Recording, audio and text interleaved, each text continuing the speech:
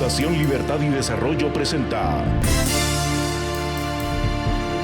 Razón de Estado con Dionisio Gutiérrez.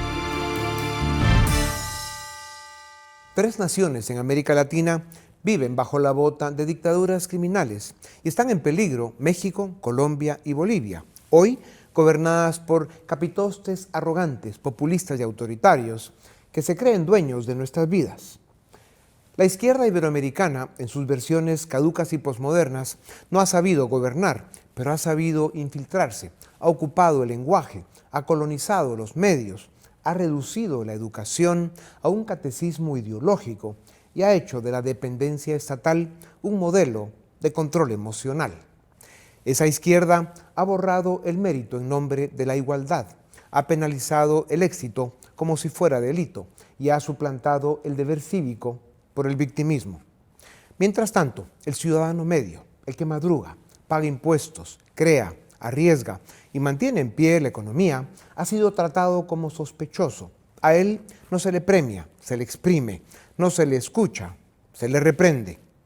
Sin embargo, es en ese iberoamericano silencioso donde habita la solución, no en las promesas de charlatanes y cantamañanas, sino en la renovación de lo básico: libertad, esfuerzo, propiedad, ley y respeto. La solución no vendrá de las manos sucias de quienes han secuestrado las instituciones para utilizarlas como artefacto corrupto o ideológico. No vendrá de los apóstoles del intervencionismo ni de los planificadores de vidas ajenas que, con la insolencia de quien nunca ha creado una empresa ni pagado una nómina, se han atrevido a dictar desde el boletín oficial cómo debe vivir, pensar y ganar su sustento el ciudadano libre. Iberoamérica está en peligro, pero no está perdida. Lo que sufre nuestra región no es falta de recursos, ni de talento, ni de historia. Lo que sufre es una invasión de resignación, de mediocridad, de mentira institucionalizada. Nos dicen que esto no tiene arreglo, que estamos condenados al desgaste, al enfrentamiento, al clientelismo. Pero eso no es verdad. Lo que ocurre es que quienes viven del populismo autoritario no quieren que Iberoamérica despierte. Iberoamérica tiene solución, lo que no tiene es tiempo que perder. Cuando las élites fallan, los países se descomponen, y cuando los cuerdos callan, los necios gobiernan. Por eso el estatismo asfixiante, la colonización ideológica, el desprecio por el emprendedor, el castigo al que produce. La mayor locura no es soñar imposibles, sino aceptar resignados la mediocridad como destino. Los países no se salvan solo con buenas leyes, sino con ciudadanos que las entiendan, las respeten y las vivan para cumplir sus deberes y para hacer valer sus derechos. El primero de todos, la libertad. Hablando de la importancia suprema que tiene que los ciudadanos libres hagan valer sus derechos. Cuando Gustavo Petro llegó al poder en 2022, Colombia escuchó palabras de cambio y promesas de esperanza pintadas con brocha populista que hablaban de un nuevo país. 3 años después, Colombia está hundida en un populismo rancio, corrupto y autoritario. El 7 de junio pasado, se ejecutó una conspiración criminal para asesinar al candidato presidencial Miguel Uribe Turbay. Se sabe de amenazas a otros candidatos de oposición. La evidencia apunta a grupos políticos cercanos a la guerrilla y al narcotráfico. Con Petro, Colombia está retrocediendo a sus peores días de violencia, corrupción e incertidumbre. Y por si esto fuera poco, la producción de coca lleva 3 años alcanzando récords históricos. ¿Es casualidad? La llamada paz total de Petro ha fracasado y Colombia sigue siendo de los países más violentos de la región. El secuestro y las extorsiones son otra vez parte del diario vivir de los colombianos. Los grupos armados que antes estaban replegados han resurgido. El Clan del Golfo ya opera en 392 municipios y el ELN en 232. Ambos han expandido su influencia a zonas donde antes no actuaban, incluidas Bogotá y Barranquilla. En regiones como el Catatumbo, la violencia y el desplazamiento masivo recuerdan los peores años del conflicto. En lo económico, Petro es el desastre anunciado. La economía, que en 2022 tuvo un crecimiento de 7.3%, está ahora por debajo del 2%. El Producto Interno Bruto per cápita bajó 0.5% en 2023, la peor caída desde 1999, exceptuando la pandemia. La desconfianza se instaló. La inversión extranjera cayó 15.2% en 2024 y en 2025 se registra la misma tendencia, pues los inversionistas temen la retórica populista y a un Estado que ve al empresario como enemigo. La Asociación Nacional de Industriales advirtió que esto recuerda a 2002, cuando las guerrillas y la incertidumbre alejaban el capital. En 2025, Petro empuja a Colombia hacia su peor versión. El desempleo promedio apenas bajó de los 2 dígitos, cerrando abril en 8.8%. Y los empleos que se crean, en su mayoría, son informales. Hoy, el 56.8% de los trabajadores está en la informalidad. Petro llevó el endeudamiento al 61.3% del Producto Interno Bruto en 2024 e intenta desmantelar la industria petrolera colombiana, lo que será un golpe letal a la balanza comercial y un paso directo hacia el abismo fiscal. Además de la seguridad y la economía, la democracia colombiana también está en peligro. Petro ataca al Congreso, la Fiscalía y la Corte. Como no logra los votos, busca atajos. Impulsa con necedad una consulta popular por decreto, que el Senado ya rechazó en mayo. Petro pretende ahora una asamblea constituyente, un camino que ya vimos en Venezuela con Chávez, en Ecuador con Correa y en Bolivia con Evo Morales, donde el populismo autoritario destruyó las instituciones e hirió de muerte sus democracias en nombre del pueblo. Colombia está hoy a la deriva. Su economía está herida, la seguridad desbordada y la democracia en peligro. Las promesas populistas han cobrado un alto precio, pero aún hay tiempo. Aún se puede rectificar. Solo que, para lograrlo, Colombia debe despertar. El libro España tiene solución, escrito por Iván Espinosa de los Monteros, es considerado ya un manifiesto liberal clásico que, además de hacer un diagnóstico serio y valiente, inspira acción. Con un estilo claro, directo y sin anestesia, comparte experiencias personales, discursos y conocimiento económico, al mismo tiempo que denuncia la colonización institucional de la izquierda y del nacionalismo. Afirma que las instituciones están intervenidas, minando la credibilidad del sistema democrático. Denuncia también que se castiga el emprendimiento, critica la presión fiscal excesiva y el desprecio hacia quienes generan empleo.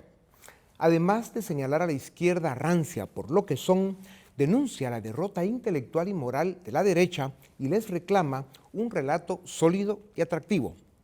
Por si fuera poco, propone una hoja de ruta para restaurar la independencia institucional, aligerar la burocracia, liberar a emprendedores y reducir impuestos para facilitar la creación de empleo. En su libro, Iván Espinosa de los Monteros habla de generar un nuevo relato cultural que recupere valores de mérito, esfuerzo, unidad nacional confiable y orgullo español. Apuesta por la innovación, especialmente en infraestructuras, energía y tecnología, como motor del futuro económico. En fin, España tiene solución es un llamado urgente a mayor implicación civil y empresarial, a la regeneración institucional, al liberalismo económico y la reconstrucción cultural desde una visión liberal con un estilo sincero, personal y centrado en la acción. Tengo el privilegio de presentarles a Iván Espinosa de los Monteros. Iván, qué gusto como siempre. Igualmente, Dionisio, gracias por tu programa. Gracias a ti. España tiene solución, un título optimista que ofrece esperanza. ¿Cuál es el problema de España? Bueno, España lleva anclado en un problema institucional muy grave desde, yo diría, más de 20 años, y un problema económico también muy grave desde hace unos 17. El problema institucional es que tenemos unos presidentes, especialmente desde la izquierda, que están acabando, minando la credibilidad de la democracia. Están atacando la esencia democrática, que es la separación de poderes, la credibilidad de las instituciones, el prestigio del gobierno y de sus órganos, y cada día, lamentablemente, nos levantamos con un escándalo nuevo que subraya la necesidad de regenerar democráticamente el país. Y la segunda parte, la económica, se centra en el hecho de que España lleva 17 años, casi 2 décadas, sin crecimiento económico, sin crecimiento de riqueza, si lo medimos por el PIB per cápita, es decir, la riqueza dividida por el número de habitantes, la riqueza personal. Estas dos causas son las que me llevan a pensar que tenemos un problema serio, pero también creo que tenemos una solución que no es fácil, pero que es factible. Claro. Para quienes venimos de América Latina y vemos lo que está sucediendo en España, se nos ocurre decir que venimos del futuro, lo cual no es nada agradable. ¿Cómo se rescata el rumbo de España? Lo primero, yo creo que es tomar conciencia de lo que ha pasado, y a eso dedico la primera mitad del libro.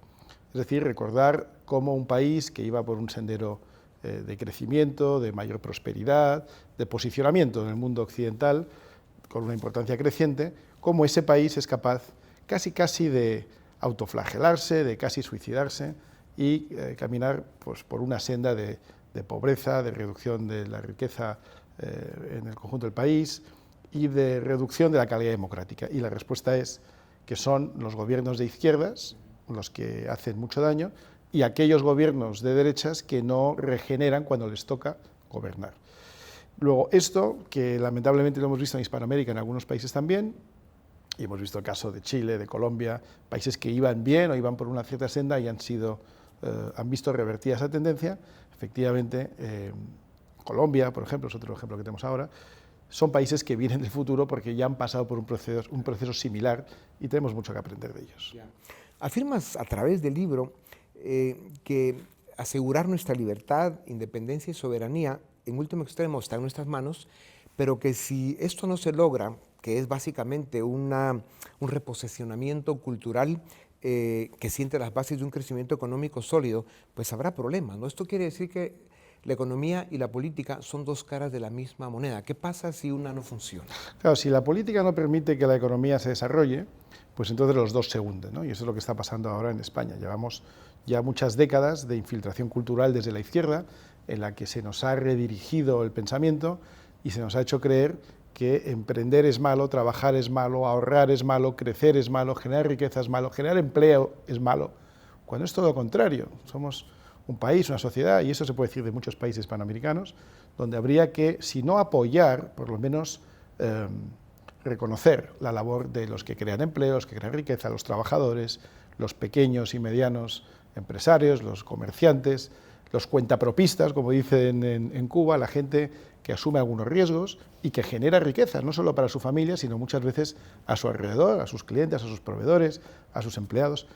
Estas personas merecen nuestro máximo reconocimiento, porque son las que generan la dinámica empresarial y económica que hace que un país se enriquezca. Y gracias a gente así, durante muchas generaciones, nuestros países han prosperado. Si hoy tomamos la decisión política de atacarles, de hacerles la vida casi imposible, de acusarles de todo tipo de tropelías, de estar constantemente presionando con inspecciones, con impuestos, con cotizaciones sociales cada vez más elevadas, con dificultades, con barreras al comercio, vamos a acabar con la gallina de huevos de oro, que es la actividad económica de un país como España o de cualquier otro país de Hispanoamérica.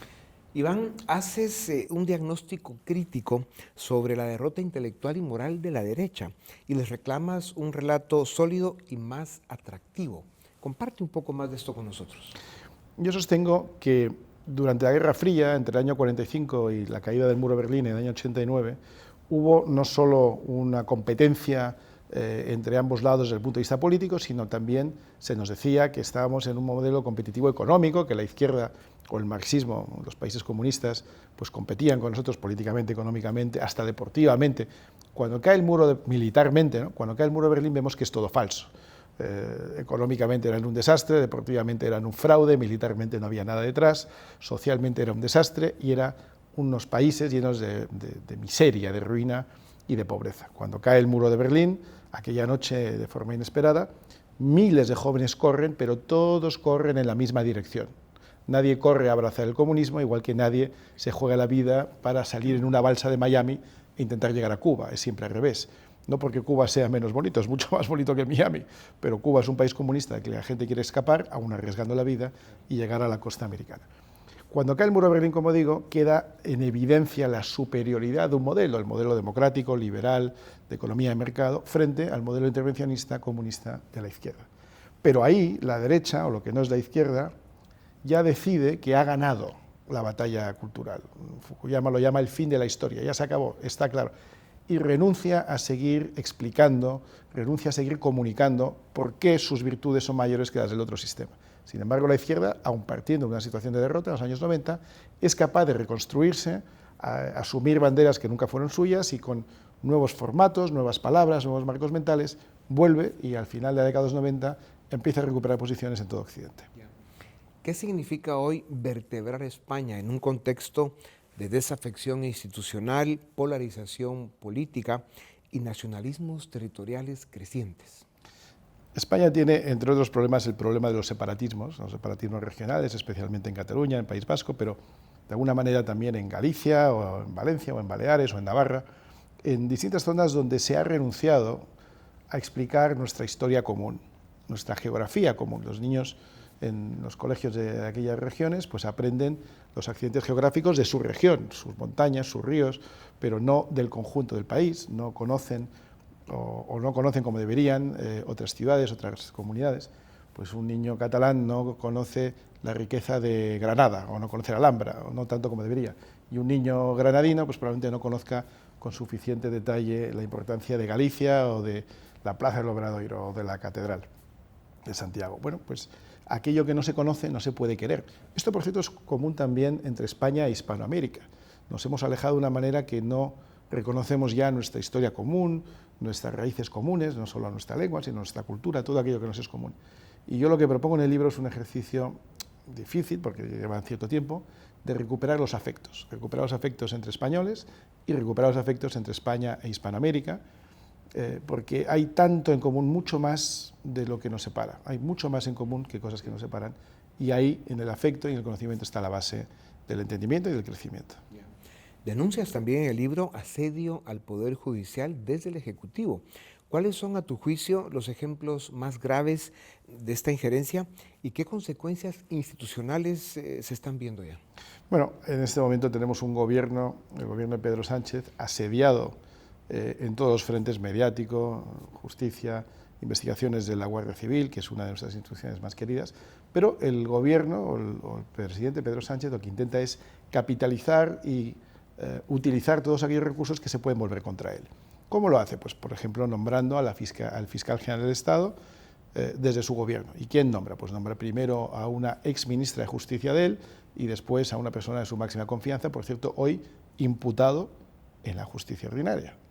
Que un fiscal general del Estado resulte que se le imputa un delito, se le va a investigar por ese delito, se le va a juzgar por ese delito y se mantenga en el poder y no renuncie, pues es muy grave, ¿no? Y a su vez pues va intentando controlar todos los resortes del Estado. El ámbito, por ejemplo, del Tribunal Constitucional, que aunque no es estrictamente parte del sistema judicial, es un órgano que pone su sello de calidad, de aprobación de las medidas que toma o deja de tomar el gobierno. Cuando en el partido en el que yo estaba conseguimos 3 veces sentencias del Tribunal Constitucional que decían que lo que hacía el gobierno estaba alejado de la Constitución, que era inconstitucional, su reacción no fue cambiar las leyes, sino cambiar los miembros del Tribunal Constitucional. Bueno, este es el tipo de cosas que nos separan de una senda de respeto, de separación de poderes, de respeto a las instituciones y, como digo, de la senda constitucional. Lo que vive España no es muy distinto a lo que lleva viviendo América Latina desde hace demasiado tiempo ya. Si ustedes no logran detener esta locura populista y autoritaria, ¿qué le espera a América Latina? Yo creo que el péndulo está cambiando ya hacia el otro lado. Yo creo que sí vamos a conseguir detener y revertir, porque no es importante solo detener esta deriva, sino cambiarla en el sentido contrario, que el nuevo gobierno que entre no se contente con haber expulsado al anterior, sino que revierta, que haga todo lo que ha hecho el gobierno anterior al revés, para asegurarse de que nunca más pueda pasar esto. En Hispanoamérica estamos viendo ejemplos realmente esperanzadores de cómo se puede revertir el sistema político, pero también el sistema económico. El caso de Argentina y Milei es paradigmático, pero hay otros muchos. Y yo creo que tanto España como Hispanoamérica tienen un futuro muy brillante por delante si todos nos ponemos a ello. Sí, bueno, esto confirma, hiciste un esfuerzo importante por llenar tu libro de optimismo y esperanza, al mismo tiempo que planteas el diagnóstico difícil y retador que tiene España y América Latina, ¿no? Propones soluciones concretas y políticas públicas que dan resultados. ¿Por qué son importantes el optimismo y la esperanza como la acción y el compromiso? Bueno, yo creo que hay que fijar metas aspiracionales, pero realistas, factibles, ¿no? Metas a las que podamos, como nación, aspirar en nuestro conjunto. España ha superado problemas mucho más graves de los que estamos viviendo ahora y quiero insistir, sobre todo para nuestra audiencia internacional, que España sigue siendo un gran país, que España sigue siendo un país que merece ser destino de inversión, de visita, de turismo, de comercio. Nuestros productos y servicios siguen siendo de primera calidad, pase lo que pase en el mundo de la política. Pero es verdad que si nos fijamos metas un poco más elevadas, probablemente alcanzaremos mejores objetivos, ¿no? Sí. Kennedy estableció en un discurso en una universidad que el hombre iba a llegar a la Luna, cuando no tenía ni por asomo los medios tecnológicos para conseguirlo. No estaba Estados Unidos preparado para hacerlo. Pero por el mero hecho de anunciar que iba a llegar a la Luna, ya puso en marcha una serie de mecanismos y el país entero empezó a creer en una posibilidad que en ese momento no existía, pero que con el tiempo se fue desarrollando y el gran éxito culmina con la llegada del hombre a la Luna, como había anunciado años antes el presidente Kennedy. Eso se llamó el moonshot, el disparo a la Luna, que era algo por encima de las posibilidades de ese momento, pero que establecía un estándar, un nivel, una aspiración a la que todo un país se puso a perseguir. España, como muchos países de Hispanoamérica, tiene que proponerse metas elevadas, pero alcanzables. Y una de las metas que España debería proponerse es volver a ser un país del top 10 del mundo, y creo que es una meta alcanzable si nos ponemos a trabajar en ello. Tu libro, Iván, es un éxito ya. ¿Cuál es el siguiente paso de Iván Espinosa Los Monteros? Pues en septiembre voy a lanzar un centro de pensamiento, un think tank, donde quiero invitar a miembros destacados, gente competente de la sociedad civil, gente que probablemente no se quiere meter en política, pero sí tiene ideas muy buenas y una experiencia sólida para proponer cambios, reformas, que se puedan poner en práctica desde un gobierno que sea, como digo, un poco ambicioso y que tenga aspiraciones, y desde el think tank ir proponiendo soluciones concretas, acompañando yo a gente experta en cada materia. Pues estaremos muy pendientes. Yo, para terminar, Iván, sin duda alguna recomiendo este libro, debe ser obligatorio para todos los hispanoamericanos y estoy seguro que se empezará a traducir a algunos otros idiomas, porque es un libro obligatorio para entender los tiempos que estamos viviendo, tener más claridad en el diagnóstico que se nos ha formado enfrente, pero sobre todo en las soluciones y en el optimismo y la esperanza que se debe tener para vencer todos estos enemigos formidables que estamos enfrentando. Iván, como siempre, un privilegio. Muchas gracias. Muchísimas gracias, Denise. A ustedes también, gracias por acompañarnos una vez más. Esto es Razón de Estado.